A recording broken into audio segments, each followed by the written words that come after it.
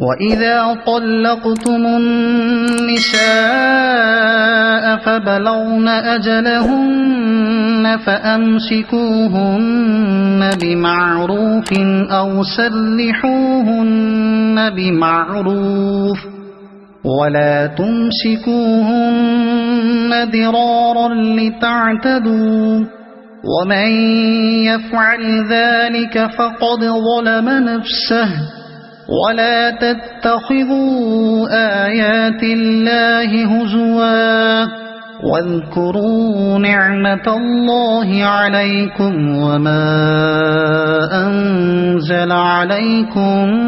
من الكتاب والحكمة يعظكم به واتقوا الله واعلموا أن الله بكل شيء عليم وإذا طلقتم النساء فبلغن أجلهن فلا تعضلوهن أن ينكحن أزواجهن إذا تراضوا بينهم بالمعروف ذلك يوعظ به من كان منكم يؤمن بالله واليوم الآخر ذلكم أزكى لكم وأطهر والله يعلم وأنتم لا تعلمون والوالدات يرضعن أولادهن حولين كاملين لمن أراد أن يتم الرضاعة وعلى المولود له رزقهن وكسوتهن بالمعروف لا تكلف نفس إلا وسعها لا تضار والدة بولدها ولا مولود له بولده وعلى الوارث مثل ذلك فإن أرادا فصالا عن تراض منهما وتشاور فلا جناح عليهما وإن أردتم أن تسترضعوا أولادكم فلا جناح عليكم إذا سلمتم ما آتيتم بالمعروف واتقوا الله واعلموا أن الله بما تعملون بصير والذين يتوفون منكم ويذرون أزواجا يتربصن بأنفسهن 4 أشهر وعشرا فإذا بلغن أجلهن فلا جناح عليكم فيما فعلن في أنفسهن بالمعروف والله بما تعملون خبير ولا جناح عليكم فيما عرضتم به من خطبة النساء أو أكننتم في أنفسكم علم الله أنكم ستذكرونهن ولكن لا تواعدوهن سرا إلا أن تقولوا قولا معروفا ولا تعزموا عقدة النكاح حتى يبلغ الكتاب أجله واعلموا أن الله يعلم ما في أنفسكم فاحذروه واعلموا أن الله غفور حليم لا جناح عليكم إن طلقتم النساء ما لم تمسوهن أو تفرضوا لهن فريضة ومتعوهن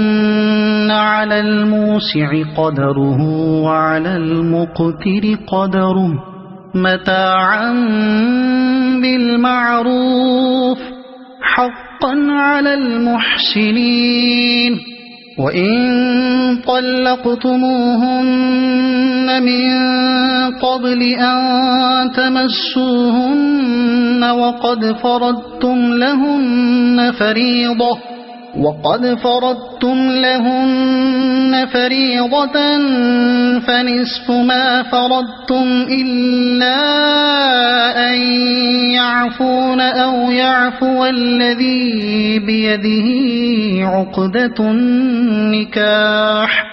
وأن تعفوا أقرب للتقوى ولا تنسوا الفضل بينكم إن الله بما تعملون بصير. حافظوا على الصلوات والصلاة الوسطى وقوموا لله قانتين. فإن خفتم فرجالا أو ركبانا فإذا أمنتم فاذكروا الله كما علمكم ما لم تكونوا تعلمون. والذين يتوفون منكم ويذرون أزواجا وصية لأزواجهم متاعا إلى الحول غير إخراج فإن خرجن فلا جناح عليكم فيما فعل في أنفسهن من معروف والله عزيز حكيم. وللمطلقات متاع بالمعروف حقا على المتقين. كذلك يبين الله لكم آياته لعلكم تعقلون. ألم تر إلى الذين خرجوا من ديارهم وهم ألوف حذر الموت فقال لهم الله موتوا ثم أحياهم إن الله لذو فضل على الناس ولكن أكثر الناس لا يشكرون. وقاتلوا في سبيل الله واعلموا أن الله سميع عليم. من ذا الذي يقرض الله قرضا حسنا فيضاعفه له أضعافا كثيرة والله يقبض ويبسط وإليه ترجعون. ألم تر إلى الملأ من بني إسرائيل من بعد موسى إذ قالوا لنبي له ابعث لنا ملكا نقاتل في سبيل الله قال هل عسيتم إن كتب عليكم القتال ألا تقاتلوا قالوا وما لنا ألا نقاتل في سبيل الله وقد أخرجنا من ديارنا وأبنائنا فلما كتب عليهم القتال تولوا إلا قليلا منهم والله عليم بالظالمين. وقال لهم نبيهم إن الله قد بعث لكم طالوت ملكا قالوا أنى يكون له الملك علينا ونحن أحق بالملك منه ولم يؤت سعة من المال قال إن الله اصطفاه عليكم وزاده بسطة في العلم والجسم والله يؤتي ملكه من يشاء والله واسع عليم وقال لهم نبيهم إن آية ملكه أن يأتيكم التابوت فيه سكينة من ربكم وبقية مما ترك آل موسى وآل هارون تحمله الملائكة إن في ذلك لآية لكم إن كنتم مؤمنين فلما فصل طالوت بالجنود قال إن الله مبتليكم بنهر فمن شرب منه فليس مني ومن لم يطعمه فإنه مني إلا من اغترف غرفة بيده فشربوا منه إلا قليلا منه فلما جاوزه هو والذين آمنوا معه قالوا لا طاقة لنا اليوم بجالوت وجنوده قال الذين يظنون أنهم ملاقو الله كم من فئة قليلة غلبت فئة كثيرة بإذن الله والله مع الصابرين ولما برزوا لجالوت وجنوده قالوا ربنا أفرغ علينا صبرا وثبت أقدامنا وانصرنا على القوم الكافرين فهزموهم بإذن الله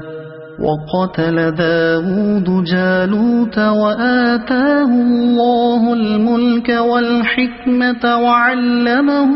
مما يشاء ولولا دفع الله الناس بعضهم ببعض لفسدت الأرض ولكن الله ذو فضل على العالمين تلك آيات الله نتلوها عليك بالحق وإنك لمن المرسلين تلك الرسل فضلنا بعضهم على بعض منهم من كلم الله ورفع بعضهم درجات وآتينا عيسى ابن مريم البينات وأيدناه بروح القدس ولو شاء الله ما اقتتل الذين من بعدهم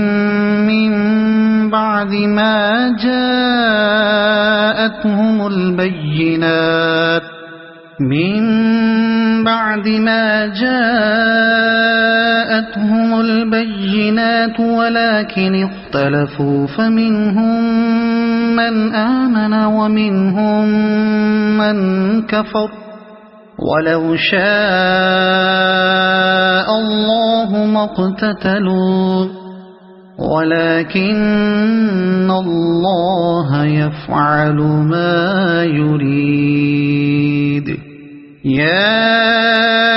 أيها الذين آمنوا أنفقوا مما رزقناكم من قبل أن يأتي يوم لا بيع فيه ولا خلة ولا شفاعة والكافرون هم الظالمون. الله لا إله إلا هو الحي القيوم لا تأخذه سنة ولا نوم له ما في السماوات وما في الأرض. من ذا الذي يشفع عنده إلا بإذنه يعلم ما بين أيديهم وما خلفهم ولا يحيطون بشيء من علمه إلا بما شاء وسع كرسيه السماوات والأرض ولا يؤوده حفظهما وهو العلي العظيم. لا إكراه في الدين قد تبين الرشد من الغي فمن يكفر بالطاغوت ويؤمن بالله فقد استمسك بالعروة الوثقى لا انفصام لها والله سميع عليم. الله ولي الذين آمنوا يخرجهم من الظلمات إلى النور والذين كفروا أولياؤهم الطاغوت يخرجونهم من النور إلى الظلمات أولئك أصحاب النار هم فيها خالدون. ألم تر إلى الذي حاج إبراهيم في ربه أن آتاه الله الملك إذ قال إبراهيم ربي الذي يحيي ويميت قال أنا أحيي وأميت قال إبراهيم فإن الله يأتي بالشمس من المشرق فأت بها من المغرب فبهت الذي كفر والله لا يهدي القوم الظالمين. أو كالذي مر على قرية وهي خاوية على عروشها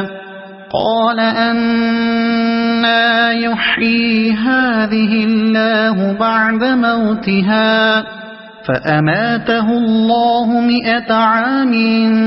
ثم بعثه قال كم لبثت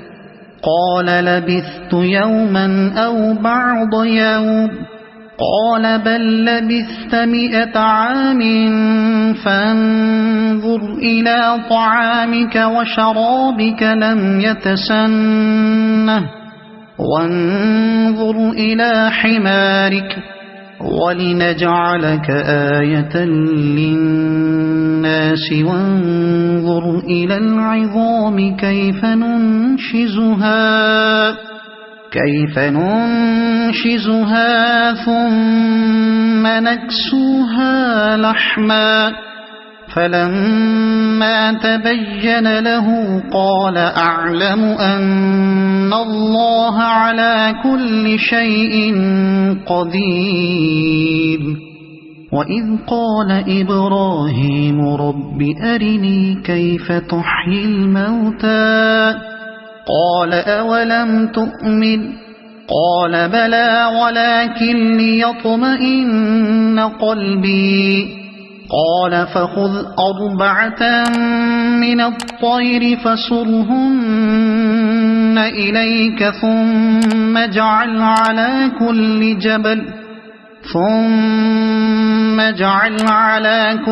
جبل منهن جزءا ثم ادعهن يأتينك سعيا واعلم أن الله عزيز حكيم مثل الذين ينفقون أموالهم في سبيل الله كمثل حبة أنبتت 7 سنابل في كل سنبلة 100 حبة والله يضاعف لمن يشاء والله واسع عليم الذين ينفقون أموالهم في سبيل الله ثم لا يتبعون ما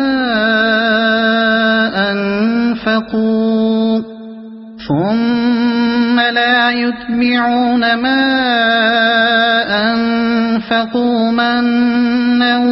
ولا أذى لهم أجرهم عند ربهم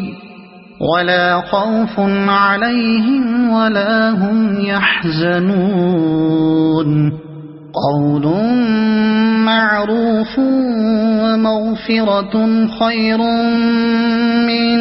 صدقة يتبعها أذى والله غني حليم يا أيها الذين آمنوا لا تبطلوا صدقاتكم بالمن والأذى كالذي ينفق ماله رئاء الناس ولا يؤمن بالله واليوم الآخر فمثله كمثل صفوان عليه تراب فأصابه وابل فتركه صلدا لا يقدرون على شيء مما كسبوا والله لا يهدي القوم الكافرين ومثل الذين ينفقون أموالهم ابتغاء مرضات الله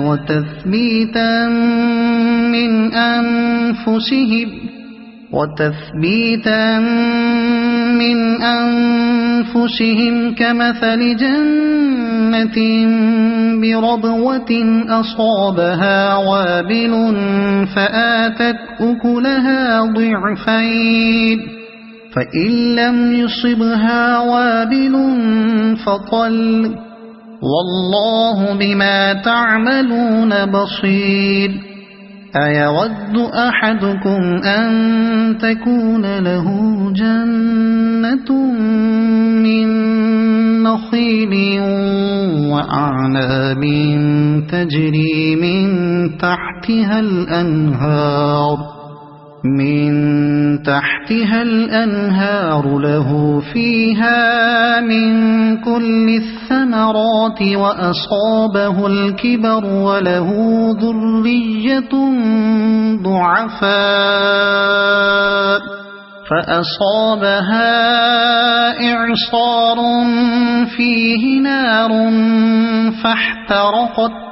كذلك يبين الله لكم الآيات لعلكم تتفكرون يا أيها الذين آمنوا أنفقوا من طيبات ما كسبتم ومما أخرجنا لكم من الأرض ولا تيمموا الخبيث منه تنفقون ولستم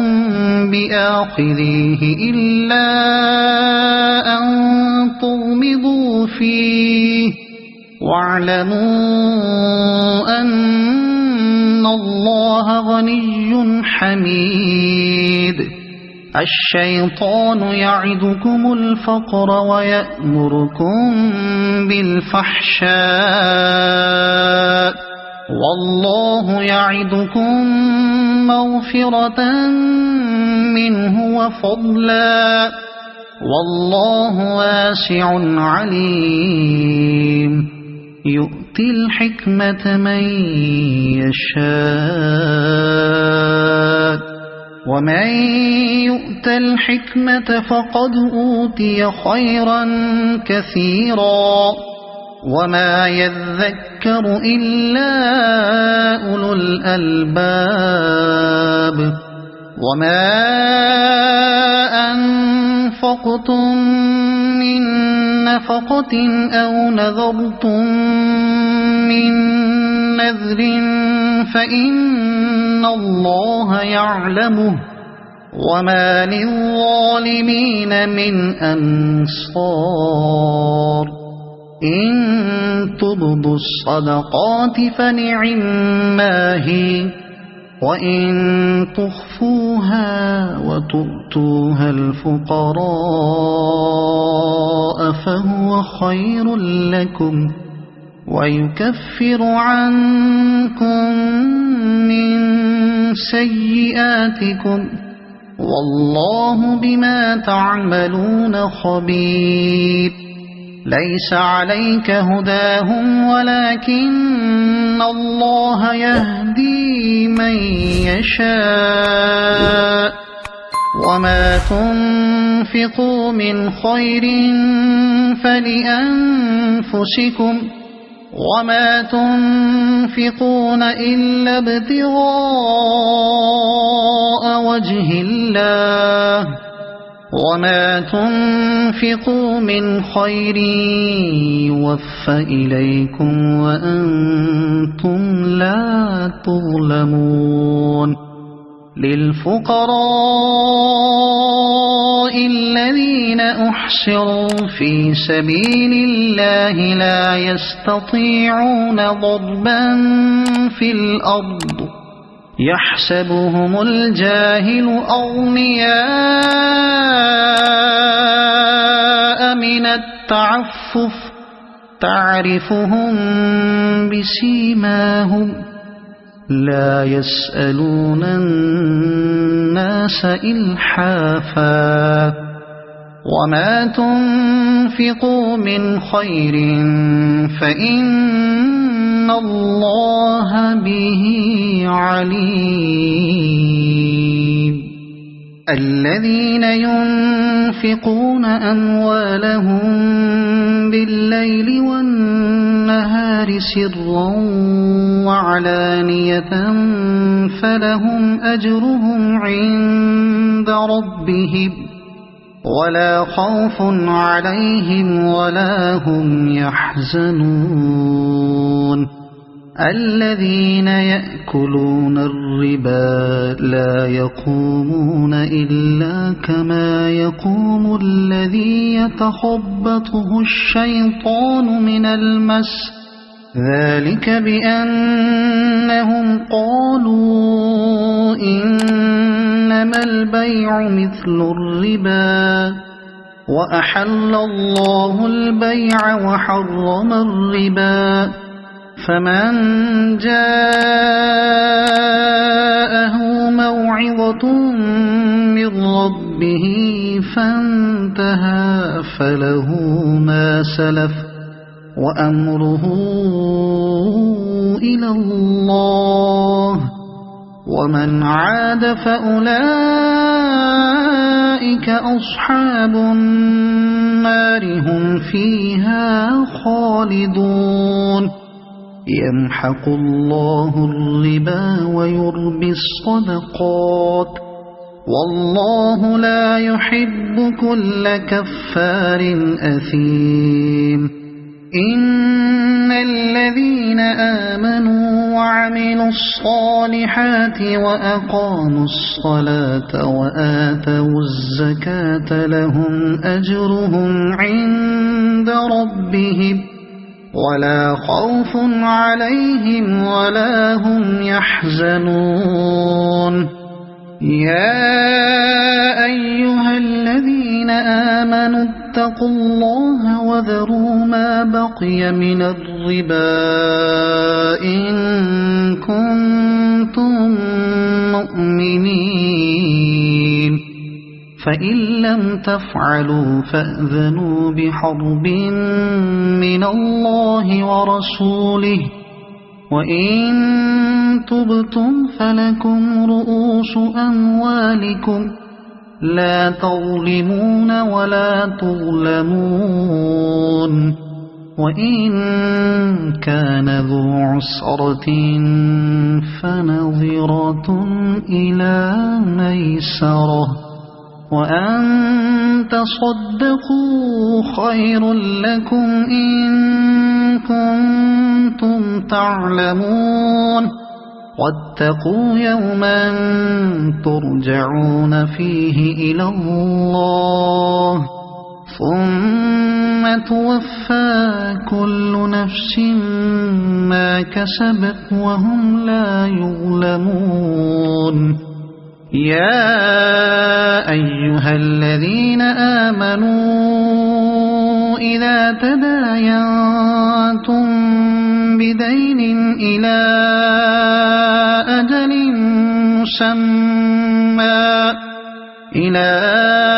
أجل مسمى فاكتبوه وليكتب بينكم كاتب بالعدل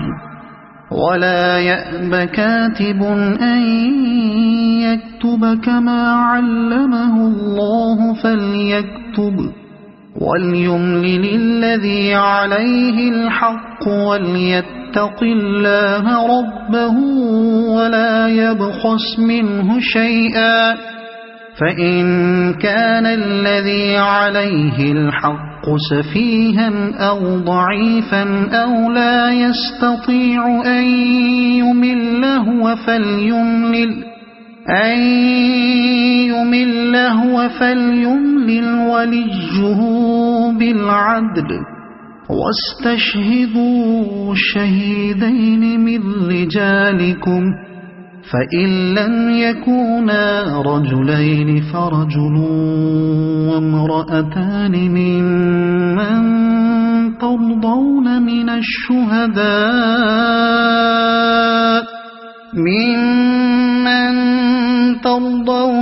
الشهداء أن تضل إحداهما فتذكر إحداهما الأخرى ولا يأبى الشهداء إذا ما دعوا ولا تسأموا أن تكتبوه صغيرا أو كبيرا إلى أجله ذلكم أقسط عند الله وأقوم للشهادة وأدنى ألا ترتابوا إلا أن تكون تجارة حاضرة تديرونها بينكم فليس عليكم جناح ألا تكتبوها وأشهدوا إذا تبايعتم ولا يضار كاتب ولا شهيد وإن تفعلوا فإنه فسوق بكم واتقوا الله ويعلمكم الله والله بكل شيء عليم. وإن كنتم على سفر ولم تجدوا كاتبا فرهان مقبوضة، فإن أمن بعضكم بعضا فليؤد الذي اؤتمن أمانته وليتق الله ربه ولا تكتموا الشهادة، ومن يكتمها فإنه